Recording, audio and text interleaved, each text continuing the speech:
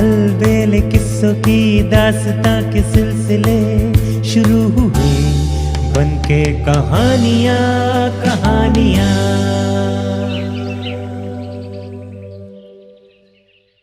एक कहानी ऐसी भी। आइए सुनते हैं आज की कहानी, दीवार के भी कान होते हैं। दो मित्र थे, एक ब्राह्मण और एक सुनार। दोनों साथ साथ कमाने के लिए परदेश गए। छोटा मोटा व्यापार शुरू किया। भगवान ने उनकी सुन ली और वे धीरे धीरे छोटे से बड़े व्यापारी बन गए। उन्होंने काफी पैसा कमा लिया। एक दिन दोनों ने बैठकर विचार किया कि भगवान की दया से खूब अच्छी कमाई हो गई है, इसलिए हमें अब अपने घर वापस चलना चाहिए। दूसरे ही दिन वे सारा माल मत्ता लेकर अपने घर के लिए रवाना हो गए। रास्ते में सुनार के मन में पाप आया कि अगर मैं अपने इस ब्राह्मण मित्र को मारकर सारा धन अकेले ही हत्या लूं तो कौन पूछने वाला है। बस मन में पाप आने की देर थी कि उसी रात को जब वो ब्राह्मण गहरी निंद्रा में सोया हुआ था, सुनार एक तलवार लेकर उसकी छाती पर सवार हो गया और उसकी चोटी पकड़कर बोला, मैं तुम्हें मारना चाहता हूं। ब्राह्मण अवाक रह गया। उसने सपने में भी ये कल्पना नहीं की थी कि ये सुनार कभी इतना बड़ा अनर्थ करेगा। ब्राह्मण ने पूछा, क्यों, क्या बात है?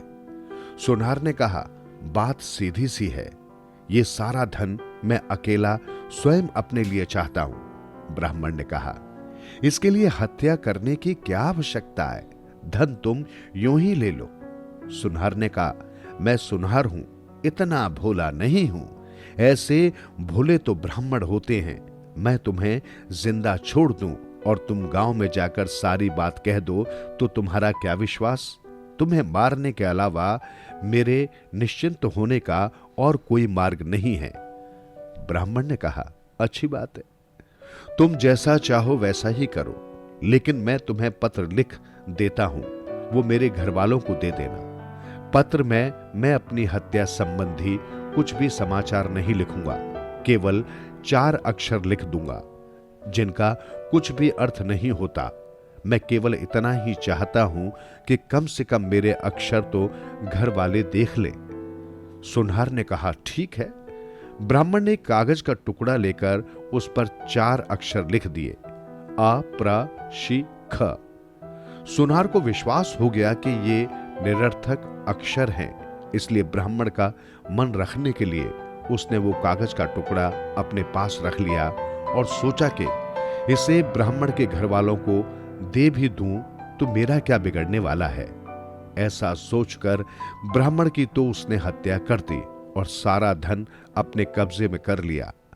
पास ही एक नदी के किनारे पर ले जाकर ब्राह्मण के शव को रातों रात गाड़ दिया और दूसरे दिन सवेरे अपने गांव के लिए रवाना हो गया। गांव पहुंचकर सारा धन तो अपने घर में रख लिया और वो कागज का टुकड़ा ब्राह्मण के घर वालों को देने गया। ब्राह्मण के पिता ने पूछा, मेरा लड़का तुम्हारे साथ क्यों नहीं आया? सुनार ने कहा, काफी अच्छी कमाई चल रही है उसकी, इसलिए उसका आने का मन नहीं करता। मुझे तो उसने भागते दौड़ते ये 4 अक्षर लिखकर दिए हैं और कहा है कि मैं तो अभी 2-3 वर्ष तक घर नहीं आऊंगा। ऐसा कहकर सुनार ने वो कागज का टुकड़ा उससे थमा दिया। ब्राह्मण के पिता के मन में शंका हुई कि सुनार अकेला ही क्यों आया। उसके साथ न तो मेरा बेटा स्वयं आया, ना ही उसने कुछ भेजा और न पूरे समाचार का पत्र ही दिया। केवल 4 अक्षरों का ये कागज का टुकड़ा है जिसका कुछ भी अर्थ नहीं निकलता है। ऐसा कैसे हो सकता है? इसमें जरूर कुछ न कुछ रहस्य है। डाक तार की व्यवस्था उन दिनों थी नहीं, इसलिए बेचारा ब्राह्मण सत्यासत्य की जांच करे तो कैसे करे।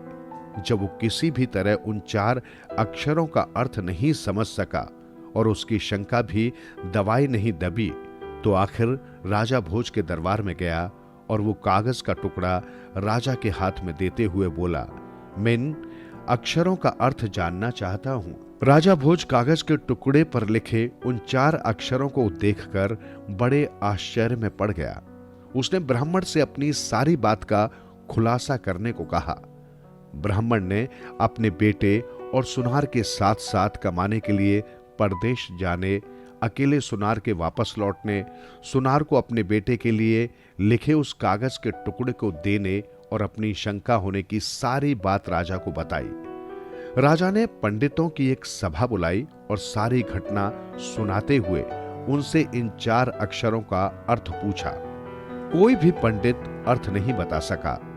तब उस ब्राह्मण ने कहा, राजन, या तो 1 सप्ताह के भीतर इसका अर्थ कराकर दीजिए, नहीं तो मैं राजमहल के बाहर अनशन करके अपने प्राण त्याग दूंगा।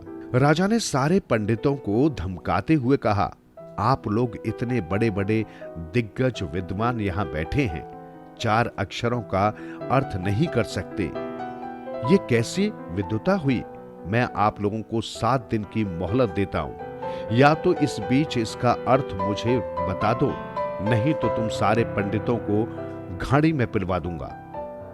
ब्राह्मण अपने घर चला आया और उसी दिन से सारे पंडित इस प्रयत्न में लग गए कि किसी भी तरह उन अक्षरों का अर्थ निकालना चाहिए, नहीं तो सारे पंडितों की एक साथ मृत्यु है। 6 दिन तक पंडितों ने खूब प्रयत्न किया, बहुत से ग्रंथ भी देखे, बहुत पुराने लोगों से पूछताछ की, लेकिन कुछ भी पता नहीं चला। तब निराश होकर सारे पंडितों ने एक गुप्त स्थान में सभा की और तय किया कि आज रात को यहां से राज्य छोड़कर चले जाना चाहिए, व्यर्थ ही जान गंवाने से क्या फायदा। ऐसा तय करके सारे के सारे पंडित धारा नगरी छोड़कर किसी गुप्त स्थान के लिए रवाना हो गए। एक दूसरे को बताते गए कि आवश्यकता होने पर वो कहां मिलेंगे। एक पंडित जो कि ज्यादा बूढ़ा था, उससे अधिक दूर नहीं चला गया, अतः वो धारा नगरी से कुछ ही फासले पर एक जंगल में एक वृक्ष की खो में छिपकर बैठ गया। आधी रात बीती होगी कि वहां पर राक्षसों की एक सभा जुड़ी। सारे राक्षसों ने अपने सरदार से कहा, मनुष्य का खून पिए बहुत दिन हो गए, उसके लिए मन तरसता है, कोई व्यवस्था करके दो। सरदार ने कहा, कल धारा नगरी चलना, वहां पर राजा भोज अपने अनेक पंडितों को घाणी में पिलवाएगा, सो धाप धाप कर लहू पी लेना। राक्षसों ने पूछा, क्या बात है? राजा भोज तो पंडितों का सम्मान करने वाला है, वो उनकी हत्या क्यों करवा रहा है? सरदार ने कहा, ये मत पूछो, कोई सुन लेगा तो सारा मामला ही चौपट हो जाएगा। राक्षसों ने जिद की और कहा, यह मध्य रात्रि का समय और जंगल का निर्जन स्थान, यहां कौन सुनने वाला है? सरदार ने उन्हें समझाते हुए कहा, देखो, दीवार के भी कान होते हैं, गुप्त रहस्य किसी के सामने प्रकट करने का नहीं होता, वो अपने पास रखने का ही होता है। राक्षसों ने फिर जिद की तो सरदार ने सारी बात बता दी, लेकिन आप्रशिखा का अर्थ नहीं बताया। राक्षसों ने कहा, आपने घटना तो बता दी, लेकिन आप्रशिखा का अर्थ नहीं बताया। सरदार ने कहा, तुम जानना ही चाहते हो तो तुम्हें अर्थ भी बता देता हूं, लेकिन तुम खून पीने से वंचित रह जाओगे तो मुझे उल्हाना मत देना। ऐसा कहकर सरदार ने आप्रशिखा का अर्थ राक्षसों को बता दिया। सभा भंग हो गई और खो में बैठा बूढ़ा पंडित, जो कि राक्षसों की सारी बात सुन चुका था, अत्यंत प्रसन्न हो गया। प्रातःकाल होने से पहले ही वो वापस अपने घर पहुंच गया और सारे पंडितों को कहला दिया कि वे निश्चिंत होकर घर लौट आएं। उन 4 अक्षरों का अर्थ मैं जान चुका हूं और अपने को अब किसी भी तरह का भय नहीं है। सारे पंडित नगर में वापस लौट आए। राज्य की ओर से बुलाहट हुई तो सबके सब पंडित राजा के यहां एकत्र हो गए। वो बूढ़ा पंडित, जो कि पूरा पूरा निश्चिंत था, कुछ देरी से पहुंचा। राजा की ओर से आए आदमी को बार बार यही कहता रहा कि आ तो रहा हूं। रिपीट। राजा की ओर से आए आदमी को बार बार यही कहता रहा कि आ तो रहा हूं। ऐसी क्या जल्दी पड़ी है? राजा जानना चाहता है, मैं बता दूंगा। आखिर वो बूढ़ा पंडित भी गले में रुद्राक्ष की माला डाले, ललाट पर त्रिपुंड लगाए, अधोवस्त्र के रूप में पीतांबर पहने, राम नामी चादर ओढ़े तथा पांव में खड़ाऊ पहने टक टक करता दरबार में पहुंचा। अद्भुत तेज था उसके चेहरे पर। राजा ने पंडितों की ओर मुखातिब होकर पूछा, कहिए महाराज, आप लोगों में से कोई आदमी उन 4 अक्षरों का अर्थ बताने में समर्थ है? नहीं तो आज आप लोगों के जीवन का अंतिम दिन है। सारे पंडितों की आंखें उस बूढ़े पंडित की ओर गई तो उसने खड़े होकर कहा, सुनिए, मैं बताता हूं। ऐसा कहकर उसने अर्थ बताना शुरू किया, जो कि उसने राक्षसों के सरदार से सुना था। अनन्य था जो मित्र मेरा किसी दिन वो सुनहर का लड़का।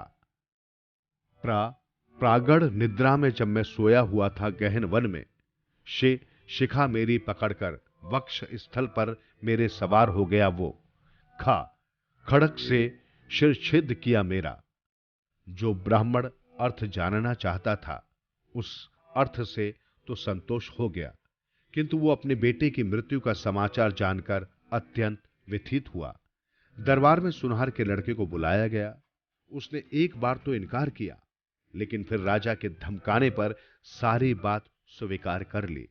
राजा ने सुनार से सारा धन उस ब्राह्मण को दिला दिया और सुनार के लड़के को न्याय के अनुसार दंड दिया। सच्ची है, गुप्त बातें किसी के सामने प्रकट नहीं करनी चाहिए। दीवार के भी कान होते हैं, वृक्षों के भी कान होते हैं और हवा के भी कान होते हैं। शेख सादी के शब्दों में दीवारम गोश दारद।